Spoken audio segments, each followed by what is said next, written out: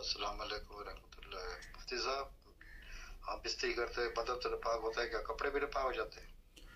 जी वालेकुम अस्सलाम रहमतुल्लाहि व बरकातुहू। बहुत अहम सवाल आपने किया कि हम बिस्तरी करने के बाद जिस्म तो नापाक होता है, क्या जो पहने हुए कपड़े हैं वो भी नापाक हो जाते हैं?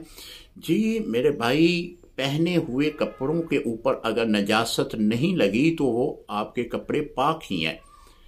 जिस जगह पे नजासत लगी है उस जगह को 3 बार अच्छी तरह धो लें तो बाकी कपड़े आप पहन लें, तो शर्म कोई मज़ाई का नहीं है। हमारे यहाँ अक्सर लोग ये समझते हैं कि जो कपड़े हमने पहने हुए थे, अब नापाकी की सूरत में वो ही कपड़े हमने पहन लिए हैं तो वो भी नापाक हो गए। तो ऐसे कपड़े नापाक नहीं होंगे। अगरचे गर्मियों के दौरान में पसीना बंदे से निकल रहा हो जुनबी हालत में, वो पसीना कपड़ों को भी लग जाए तब भी कपड़े नापाक नहीं होते। लिहाजा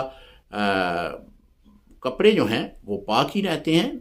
मैंने जिस तरह पहले अर्ज किया ना कि अगर नजासत लगी है किसी हिस्से में उसको धो ले, बाकी कपड़े आपके पाक ही हैं, उसको आप दोबारा पहन सकते हैं। अस्सलाम वालेकुम रहमतुल्लाहि व बरकातहू।